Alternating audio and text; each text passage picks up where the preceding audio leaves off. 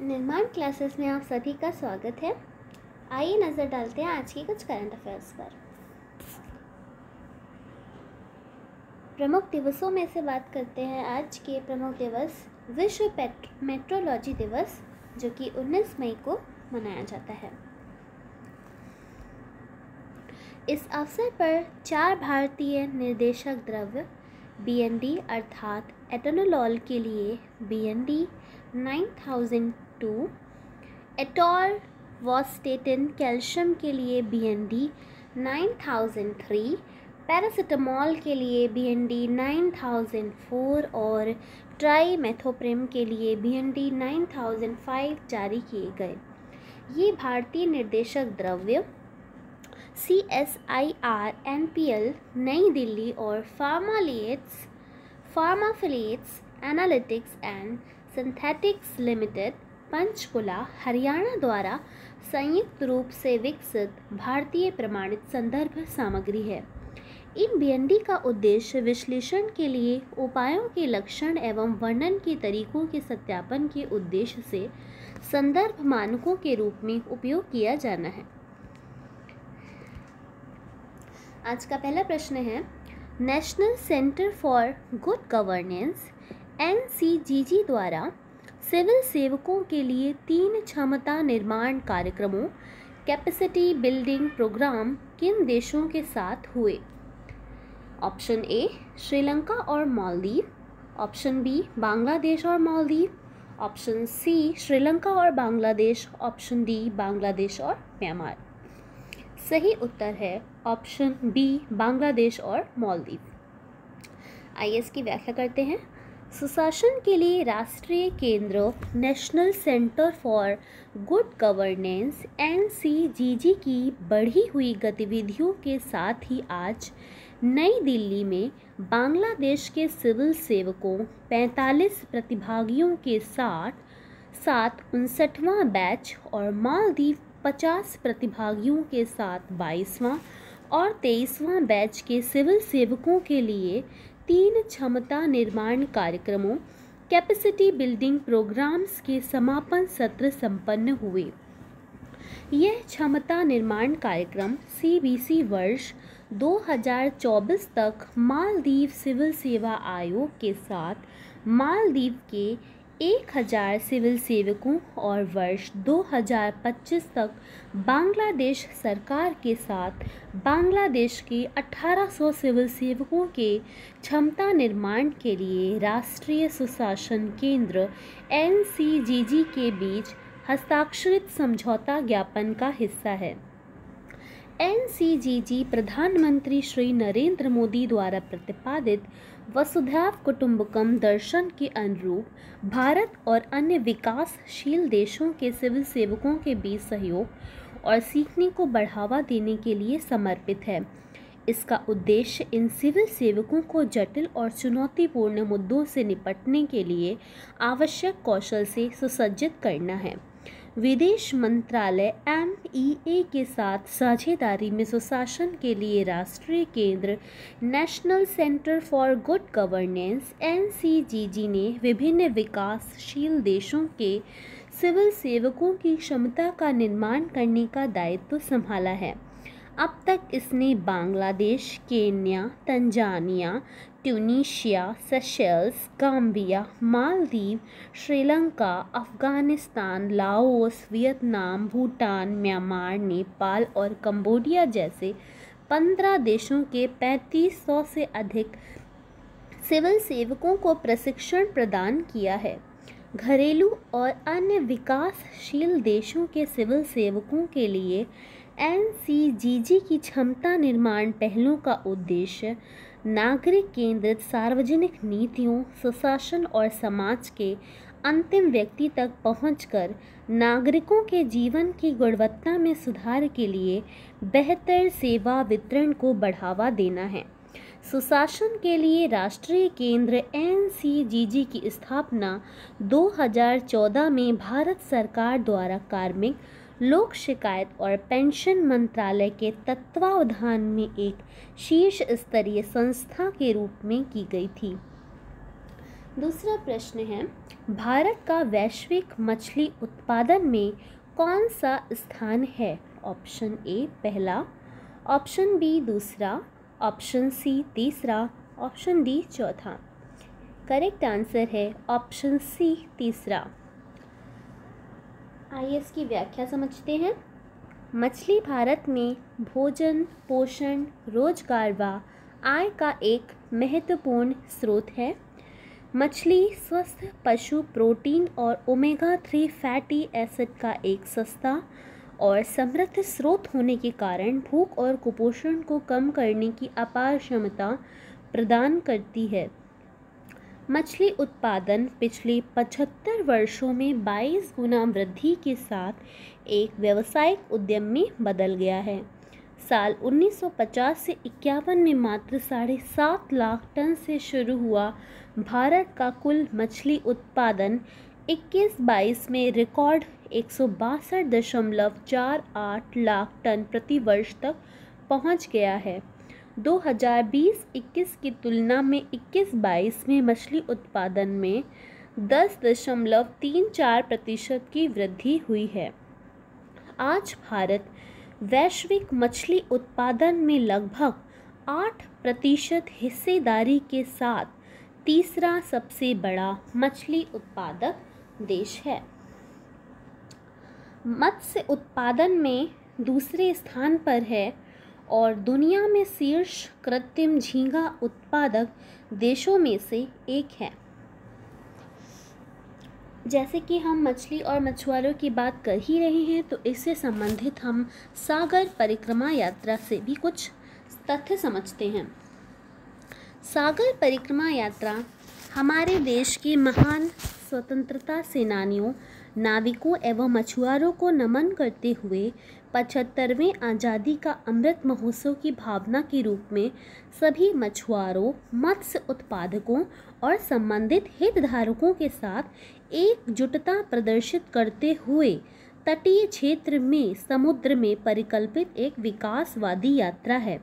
यह भारत सरकार की एक पहल है जिसका उद्देश्य मछुआरों तथा अन्य हितधारकों के विभिन्न मुद्दों को हल करना है और भारत सरकार द्वारा लागू की जा रही विभिन्न मत्स्य योजनाओं एवं कार्यक्रमों जैसे प्रधानमंत्री मत्स्य संपदा योजना व किसान क्रेडिट कार्ड के माध्यम से उनके आर्थिक उत्थान की सुविधा प्रदान करना है।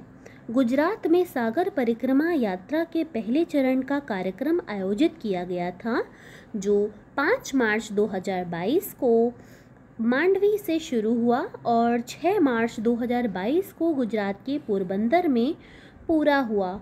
द्वितीय चरण के कार्यक्रम के रूप में सागर परिक्रमा यात्रा 22 सितंबर 2022 को मांगरोल से वेरावल तक आयोजित हुई और 23 सितंबर 2022 को मूल द्वारका से मधवाड़ तक मूल द्वारका में पूरी हुई। सागर परिक्रमा का तीसरा चरण कार्यक्रम 19 फरवरी 2023 को गुजरात के सूरत से शुरू हुआ था और 21 फरवरी 2023 को सेशन डॉक मुंबई में संपन्न हुआ। चौथा चरण 17 मार्च 2023 को गोवा के मोरमुगाओ पोर्ट से आरंभ हुआ और 19 मार्च 2023 को मैंगलोर में ख़त्म हुआ।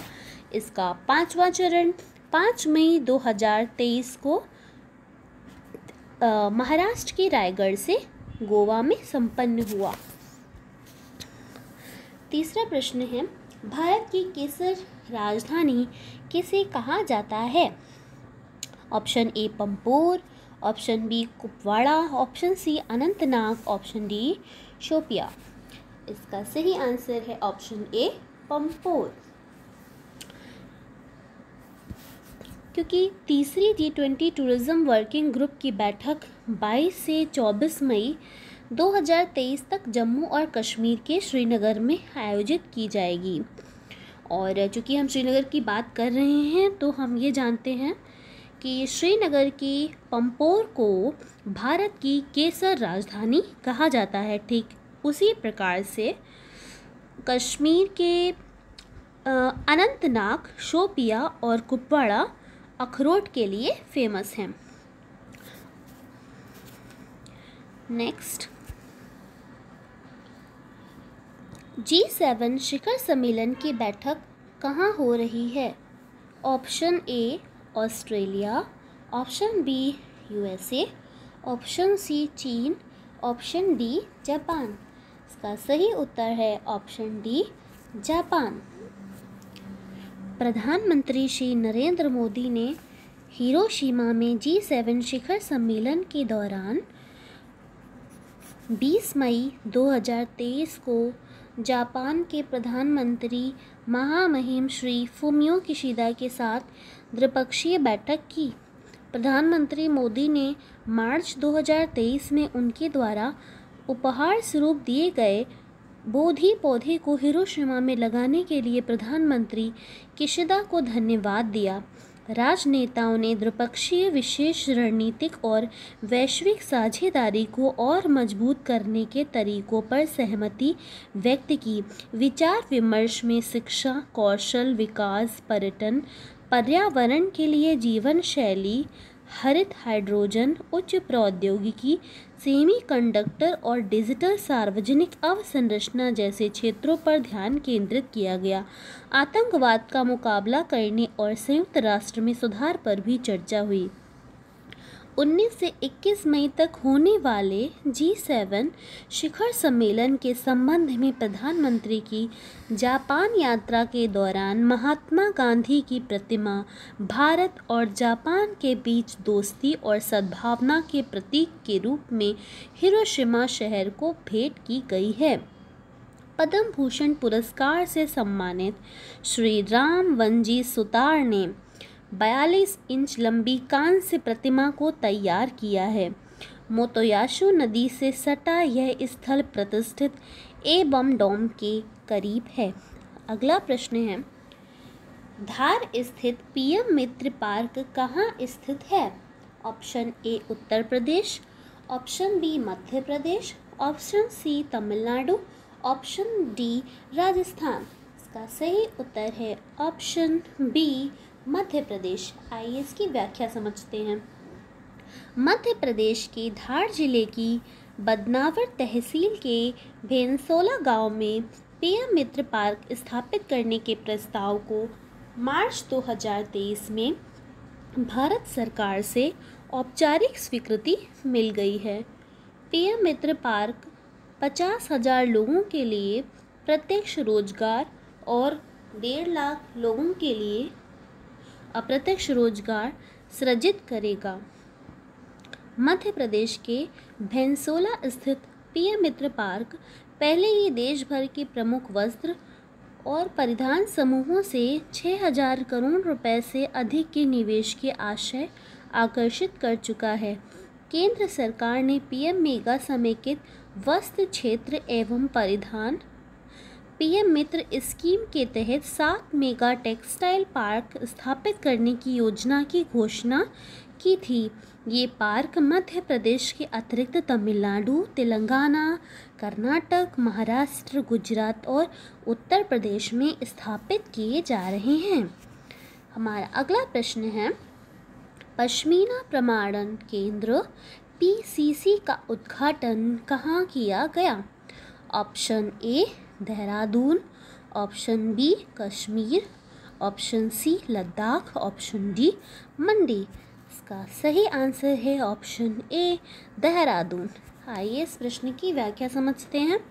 केंद्रीय पर्यावरण, वन एवं जलवायु परिवर्तन तथा श्रम एवं रोजगार मंत्री श्री भूपेंद्र यादव ने भारतीय वन्यजीव संस्थान देहरादून उत्तराखंड में स्थापित किए गए पश्मीना प्रमाणन केंद्र PCC का उद्घाटन किया। हमारा अगला प्रश्न है, लाइफ अभियान संबंधित है। ऑप्शन ए पर्यावरण के प्रति जागरूकता, ऑप्शन बी गरीब बच्चों के लिए, ऑप्शन सी महिलाओं के लिए, ऑप्शन डी ITBP के जवानों के द्वारा। हमारा सही उत्तर है ऑप्शन ए पर्यावरण के प्रति जागरूकता। आइए इसका एक्सप्लेनेशन समझते हैं। 2021 UNFCCC